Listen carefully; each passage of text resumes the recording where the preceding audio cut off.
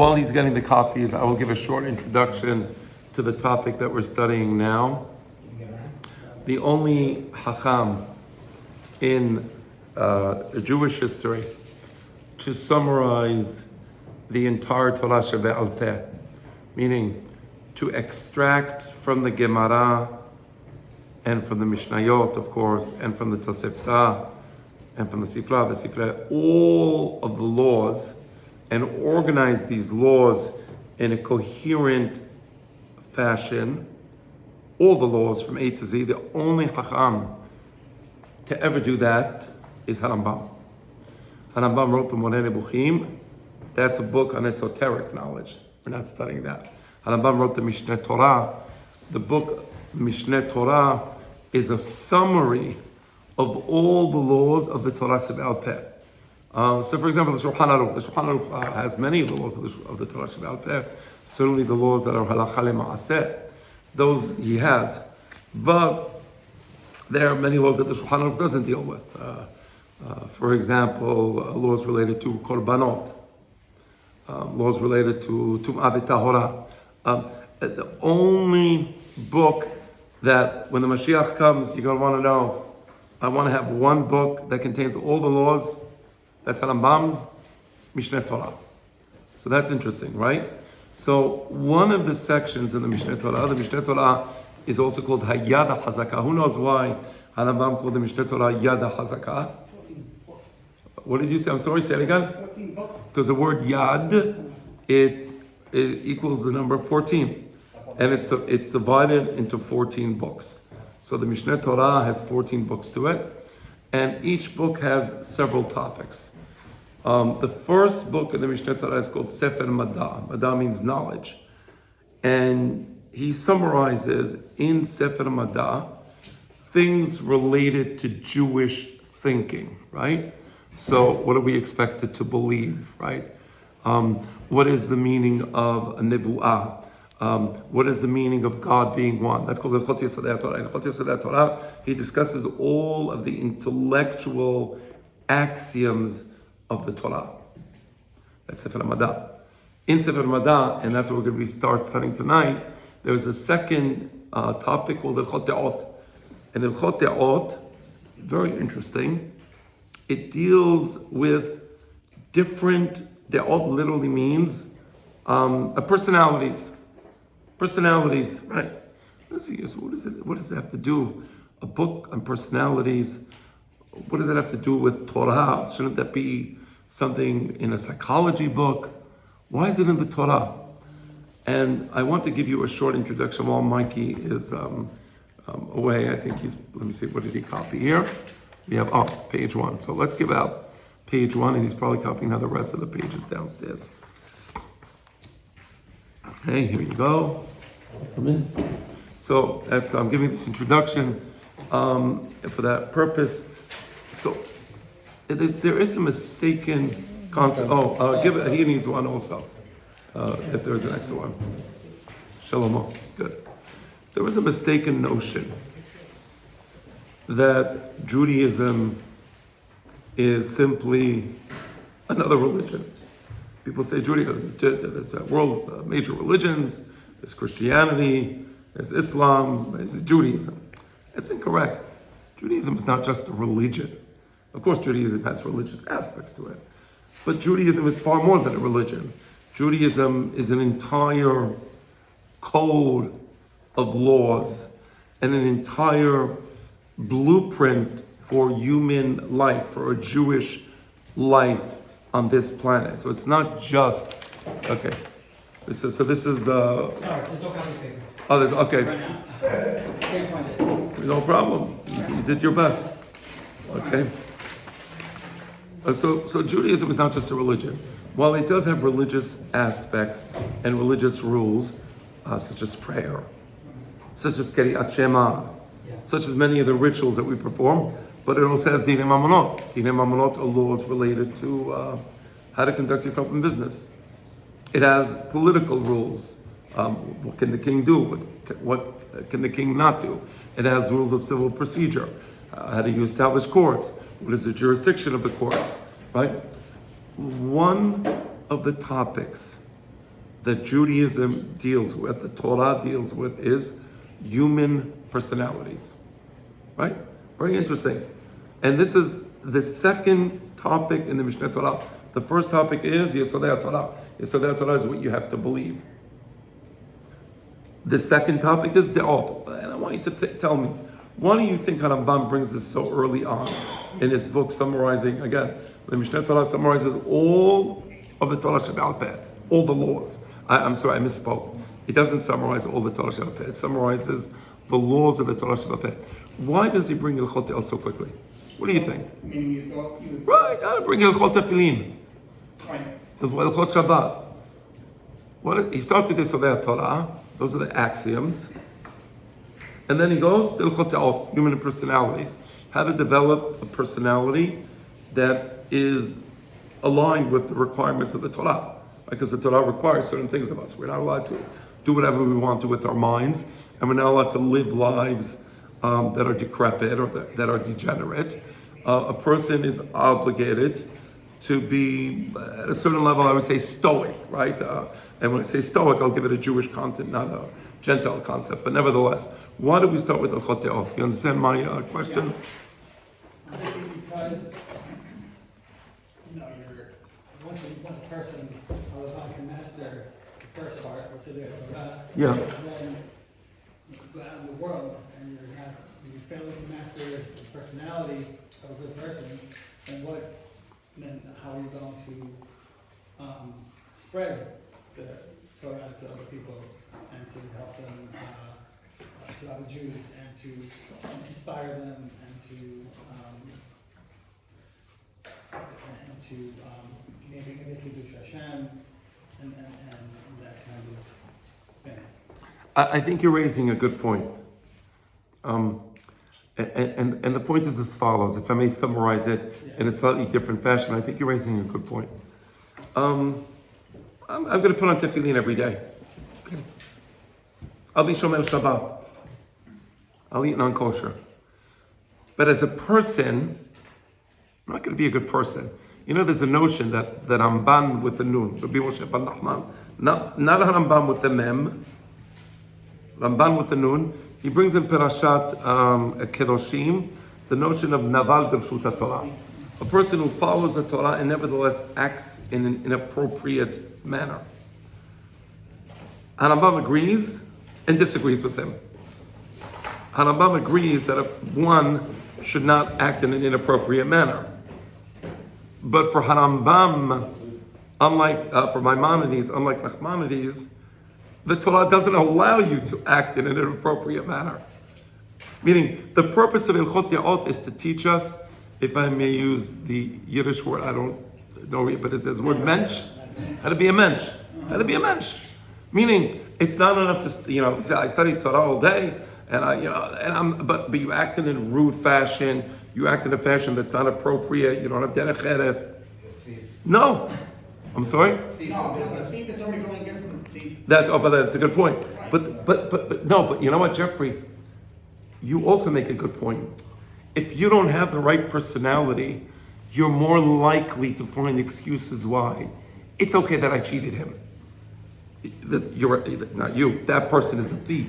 But in his mind, he makes this intellectual acrobatic. Oh, it's okay. He's a chiloni.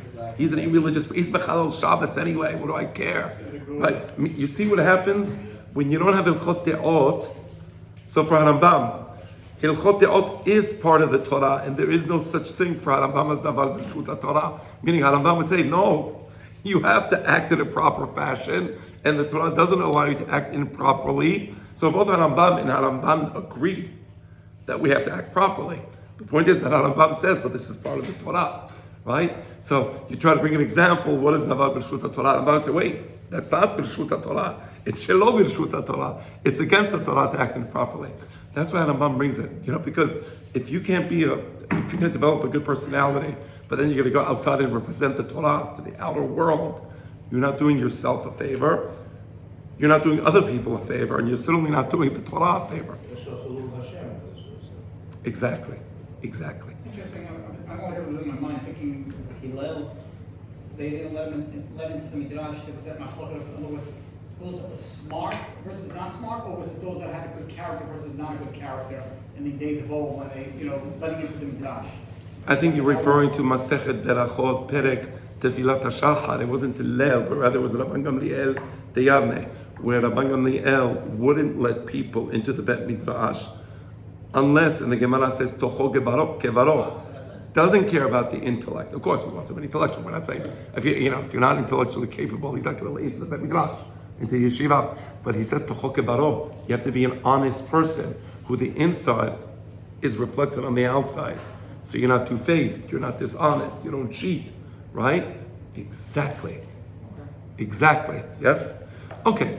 So now you understand what we're studying. So we're studying Hilchot De'ot. Now, It all falls under Kedushim Tehiyu, or he has a different... no. He brings a different law. Rambam will bring the pasuk. You'll see the pasuk that he brings. What is the Torah basis for being a person with a good personality? We'll see it. He's going to bring in the pasuk. We might get to it tonight. Now, the way this law is structured is as follows. Does that also have anything to do with the societal norms? What's appropriate and pleasant, it could be different then and now, right? Right. So, for example, there are laws of derech eres. There are laws of how we dress. There are laws of how we present ourselves in public. And some of these things will be dependent upon what society considers to be normal and appropriate. So, for example, I used to know somebody. I'm sorry. Like, if someone to spit, they would go spit in the floor. Today, you spit in the floor, it's disgusting. Right. But then it would be normal, so... Correct. That is correct. Absolutely. All right. Okay.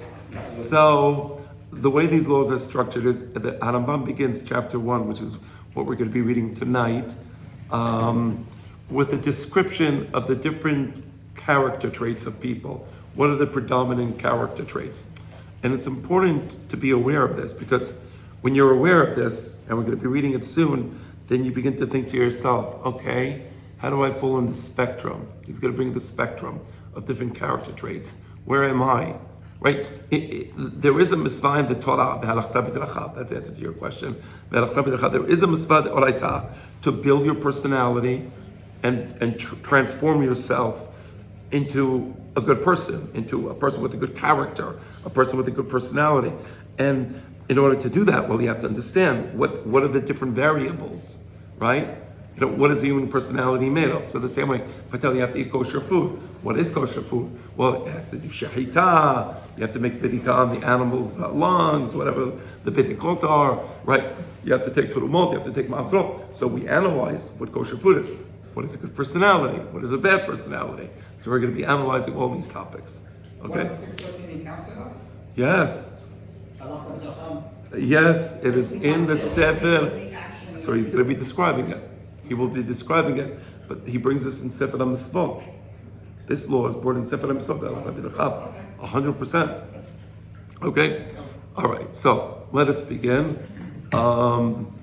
Let's see, my voice is a little hoarse, but I will try to go on as long as I can. Okay. דעות הרבה יש לכל אחד ואחד מבני אדם. Human personalities are very diverse. וזו משונה מזו ורחוקה ממנה ביותר. And one person's personality can be diametrically opposed to another person's personality. Meaning, the same way when God created us, He gave us a genetic code. And the genetic code of different people is diverse. A person who's tall, a person who's short, a person who's muscular, a person who's weak, right? Many different genetic traits that are exhibited externally. Similarly, when a person is born, he's not born as a blank slate. Many people think you're born as a blank slate and then you go in different directions. That is incorrect. The same way the physical bodies of people are different, the personalities of people are different, and they were created like this. So the weaknesses that you may have are different than the weaknesses that I may have. And the strengths that you may have are different than the strengths that you may have, right? Everybody has certain weaknesses, so we have different struggles in life, right? We have different opportunities right? One person is talented at one thing, another person, right? So God created us differently. Nurture and nature, obviously. I mean, nurture versus nature Yeah. is, well, it's correct to say that we can be raised in a certain way, but nurture versus, I had a meeting this Sunday. He was the head of the Sephardic, he's the head of the Sephardic Studies program in NYU. So his name is Rabbi Eliyahu Ben Chaim. He's 84 years old. He has a photographic memory. So he remembers he remembers things Be'al Peh. He'll give you the Gemariyot, the Daf, the Amudim, the Siman Shulchan Aruch. So not everybody not nurture. If you don't got the photographic memory, you don't got it, right? Different people are endowed with different potentialities, let's say. Now it's correct that had he not studied Torah, he might not have developed that, right?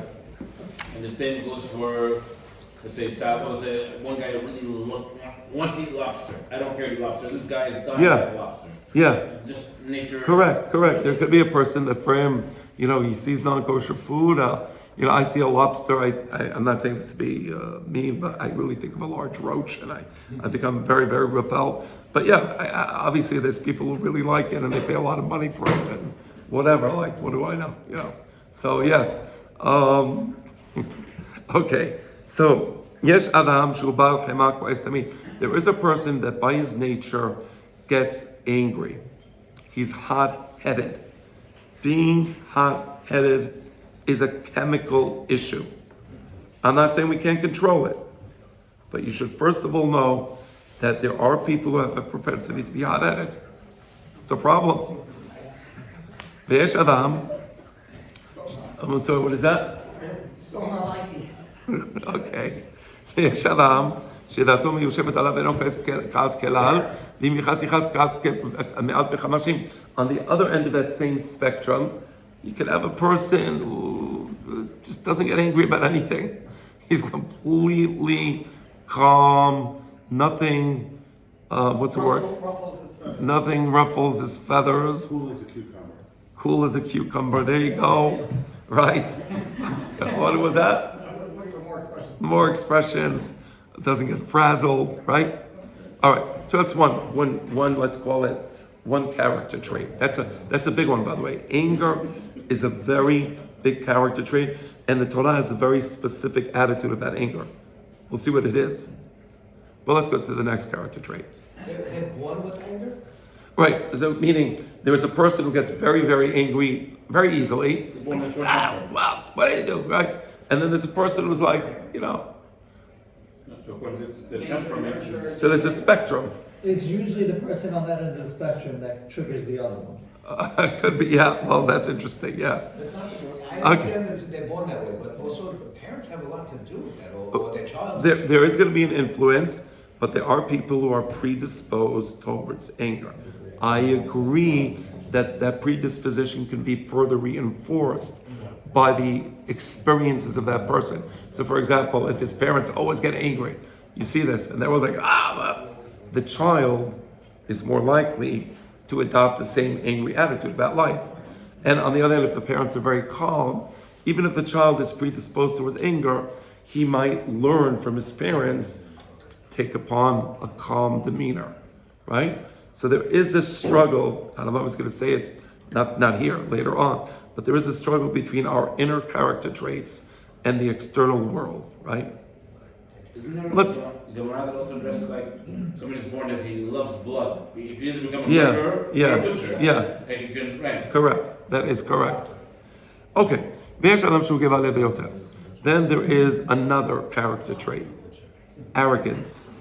Again, the Torah has a very specific attitude towards arrogance, but on one side of the spectrum is a person who's very conceited, right? So sometimes you meet a person, and the other day I just saw somebody, I was in a meeting, and a friend of mine, and I told him that I can tell he's a very conceited individual. We were discussing something about how to deal with the situation, and he told me, how did you know he's conceited? You just met him.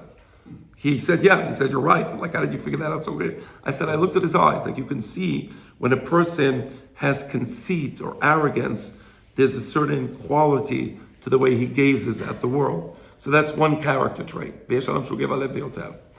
V'yeshu shefalu ra'apotem. On the other side, like Moshe Rabbeinu, there was a person who has a very low spirit. He feels very humble. He's humbled by the world around him. Perhaps he's humbled by the presence of God.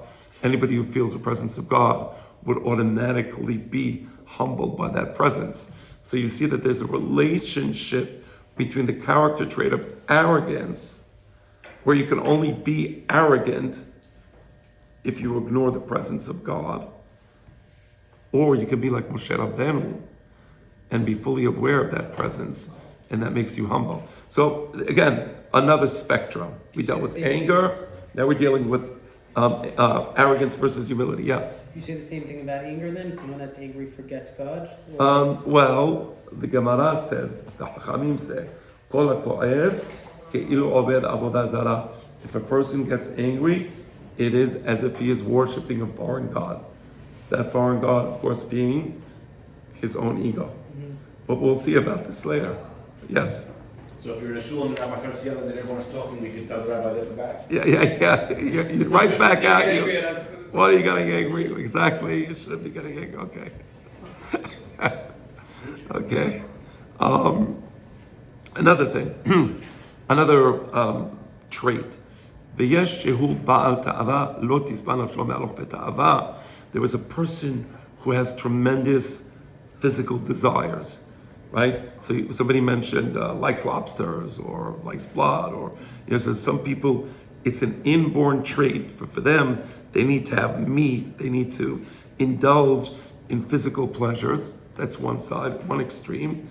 And going to the other extreme, v'yeshu ba'al lev tahor me'od. Then you have a person who has a pure spirit, a pure heart, v'lo yit'aveh, and he has no desire, afilu lidvarim me'atim shaguf tzarich lehem, even things that the body needs, he's not interested in them. Is that good, by the way? No. I notice you don't think it's good.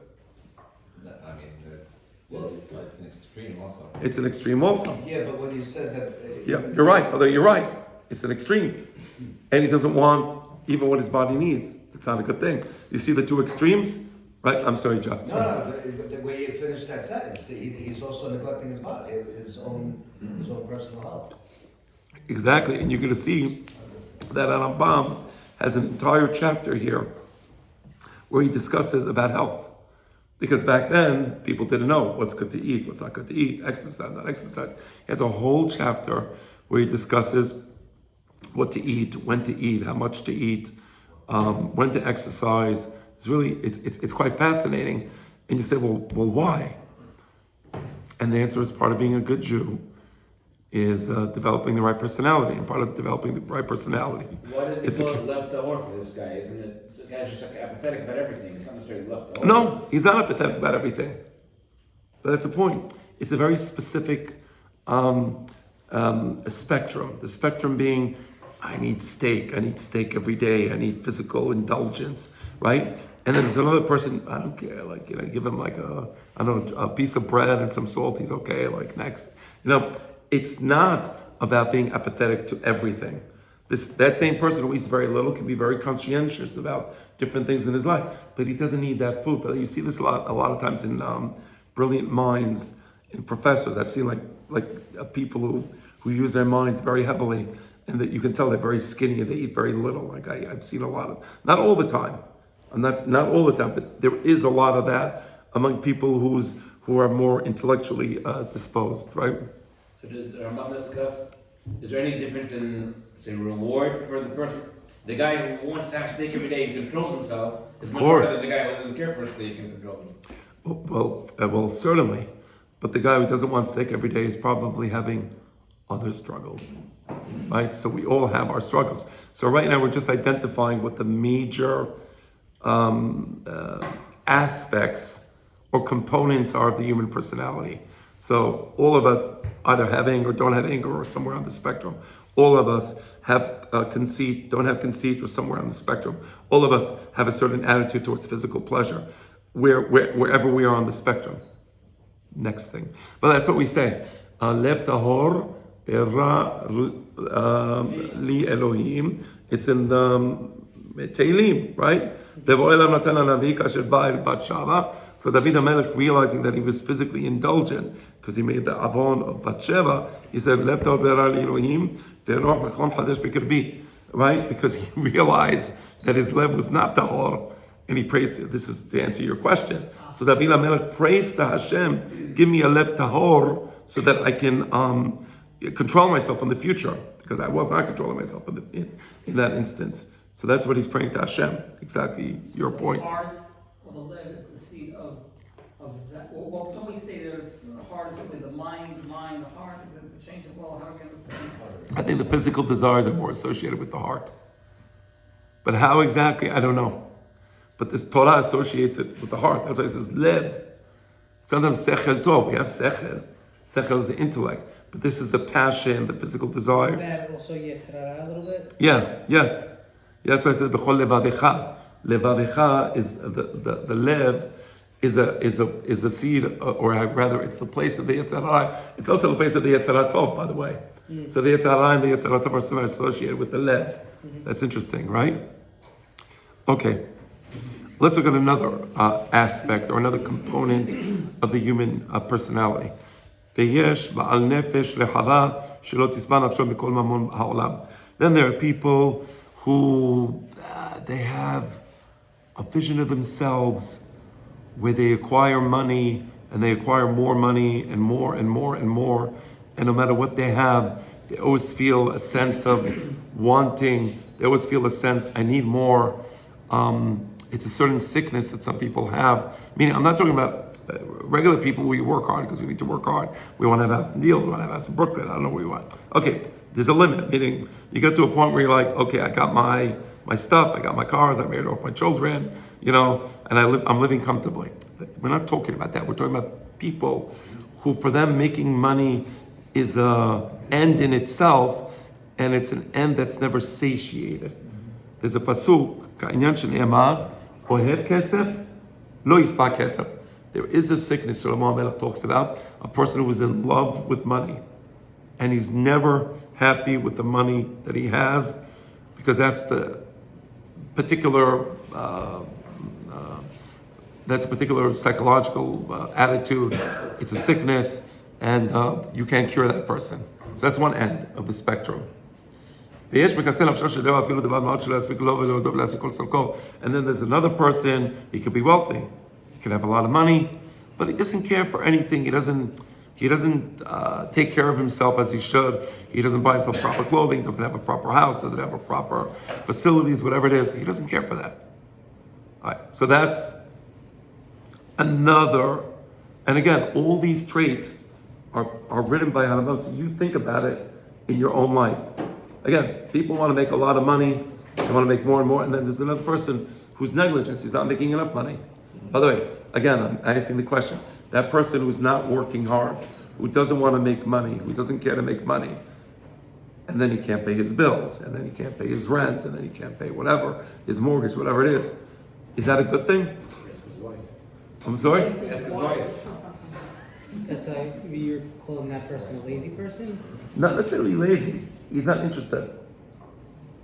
You understand my question? Is that a good thing? No. Who said no? No. And I can see Jeremy also. You were thinking no. You didn't say it, but you were thinking that, right? So yeah, it's not. So again, the Torah, it's anything. Why am I saying it? Because among the Christians in the Middle Ages, during the days of Rambam, they used to have this idea that, somehow suffering, is a good thing. And they would be in these monasteries living in a very decrepit, unhealthy situation. From the perspective of the Torah, not a good thing. So let's read the next one. There is a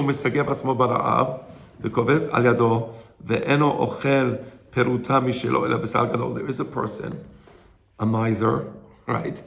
I once knew a person like this, I'll tell you in a moment. He'll rather starve to death. He'll rather save the money and not spend his money. And to spend the money is a very painful thing. And he's willing to just, live in hunger. I knew a person many, many years ago. I knew his son. He was a very, very rich individual. He died with trunks filled with jewels. He was a jeweler, and he kicked his children out of the house. He didn't want to support them. He lived in a very small, shabby house, and he died a very, very wealthy but very, very hungry person. So that's a sickness, of course. It's a sickness, right? To be a miser is to be sick. On the other hand, you can have an individual who loses all his money. He doesn't care. You know who this happened to? You ever hear of Don Yitzhak Abarbanel? Don Yitzhak Abarbanel was the finance minister of Portugal. He lost everything, and then he became the finance minister of Castilla. He was fabulously wealthy. He lost everything. And he because as the Inquisition was spreading from country to country, rather not the Inquisition, I'm sorry, I misspoke. The expulsion of the Jews from Portugal, from the Kingdom of Castilla, and eventually Naples, Italy. So he kept losing his money, and he writes in the introduction to the book of Yoshua, one of the greatest commentators on the Chumash and on the Nevi'im Ketuvim is Don Yitzhak Abarbanel. Beautiful, beautiful commentary, just gorgeous. So he writes in the introduction to his commentary on the book of Yoshua, he says, "Thank God I lost everything. They kicked me out of this country and that country and this country and that country, and here I am. And I'm finally in this small synagogue, and I have the opportunity to sit down and write this perush." That's what he writes at the beginning of the. It was the book of Yehezkel. He writes that too. Okay. Well, the point is, this is an example of an individual who lost all his money, and he had no problem, and he was okay with it, and he actually saw the advantage to losing all his money. It's a personality trait, right? And so you can look at different types of personality traits. The person is always laughing, always making jokes, always being comical. Onen, the person is always sad, always being serious, no matter what. Hilai, Veshua, cheap, or a spendthrift. Achari, cruel, Rahman, Rachlevav, soft heart, Amis lev, courageous, okay? So these are the major components of the human personality. Any questions before we go to the next 5 minutes of this class? Okay. Personality, temperament, right? Different, right. If we had to look at the personality as if though it's composed of different systems or different spectrums. I like using the word spectrum because there's each one of these personality traits can be on one extreme, can be on the other extreme. But here is the point, and this is going to be the rule that Rambam is going to teach us.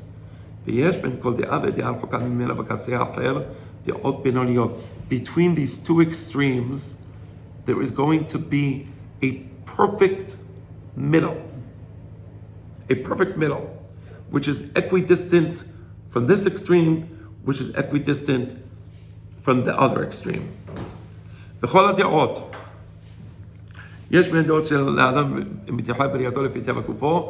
said at the beginning of the class, many of these character traits, they are inborn, they are part of what we are, but then somebody else mentioned nature versus nurture. I think that was you, Mikey. Then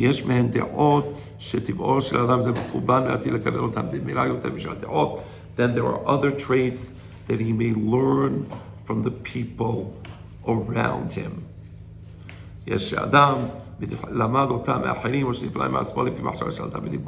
So there are a complex set of personality traits, some of them inborn, some of them from the environment, some of them from our family, some of them from our friends, all so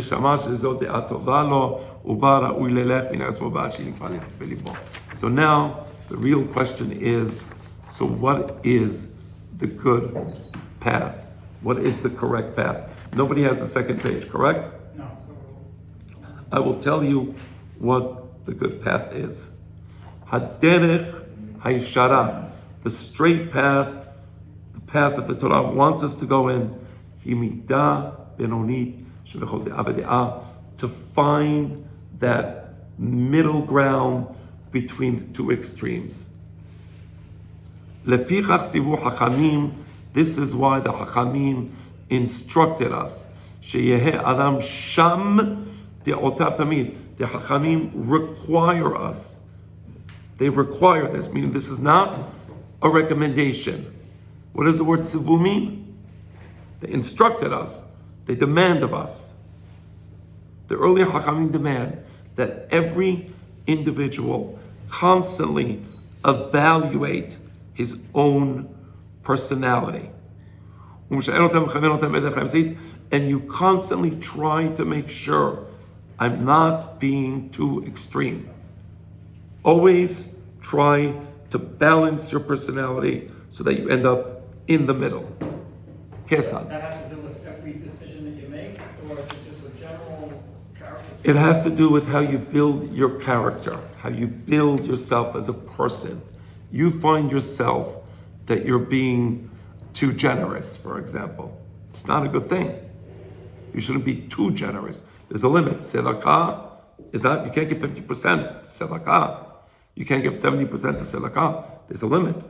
You have to follow the halakha. So the halakha says, show some control, right? You find yourself that you are too indulgent in delicious food. It's all kosher. It's all kosher, but you're like indulgent in this and that. Not good, right? Or the other extreme, right? Kesef, let's give some examples. Can't reach for another sandwich. You can. All right. Shvila Zahav, is that what this is? That's a Shavila Zahav. Let's bring some examples, and with that we will end the class and be ready for chapter 2 next time. Kesef. For example, Lo Yebal Hemano Chos. You should be like a person who's constantly exploding at others. That's horrible. In our families, people tend to explode at each other. That's a horrible thing. That's destructive. And you shouldn't be, but you should be like a dead person who doesn't feel anything. That's also not good. I don't know. the child is doing something horrible and destructive, and you're like, no, that's not good, right? Lo yichos, rather, you shouldn't get angry only for something really important. Because otherwise, if you show no reaction, you're going to do it again and again and again. There are some things that we have to take leadership. As a rabbi, I have to take a leadership. Like, everything is okay. Come in, smoke a cigarette, use your cell phone at the Knesset Shabbat. No. And if everything is one big smile, then you'll never make any progress in life. So that's anger. Another thing, as far as food, it's okay to indulge in things that your body needs. Sometimes you eat a good steak and you feel good about it. That's good. That's a good thing. Oh, but the steak is so delicious, you shouldn't be enjoying it. Why not? My body needs a good steak. Haven't had a good steak in a week or 2 or 3, and I'm eating it now. I'm enjoying it. That's good. Shene'emar Sadiq ochel lasova nafsho. When a Sadiq eats, he always thinks about what's healthy for himself. So if eating that good steak is healthy, eat it. On the other hand, if you had one steak yesterday and another steak the day before, that's also not good, right? So always think about what does your body need at this point in time, right? And so the eating should be not to satisfy the tongue or the palate, but to satisfy the soul. And your soul wants the body to be healthy. Another minute and we'll be done. Yeah, but you can same thing. You can say, okay, so you can have a boiled chicken. It's the same protein as if you're having a chicken with flavors and true. breading. That's true. But the Torah does not prohibit us to enjoy God's world. You notice how God made these delicious fruit? He didn't have to make the fruit delicious. The fruit are healthy and they're also delicious. You notice that? So what does that teach us? I don't eat broccoli, so I don't have that problem. No, so what am I saying though? What I'm saying is that there are foods that are delicious. And if you can enjoy the food, great. Enjoy it. But don't overeat, don't overindulge. Meaning, there's a difference between eating something that's unhealthy for you or enjoying the food that you're eating. There's nothing wrong with enjoying the food that you're eating. That's the point. You see? But don't we have times like, let's say, Sulas Hashit or on holidays where You're supposed to, even if you're not hungry, you're supposed to eat just for the mitzvah. Okay, so there, I would say, there is of course a mitzvah to eat on Shabbat, and a person should gauge himself and not stuff himself to the extent in one meal where he won't be able to enjoy the other meal. Like I said. Exactly. Eat healthy food. Eat healthy amount. Also the quantity you eat on Shabbat should be. Okay, let's stop here. I think you get the idea. Next week we'll continue. And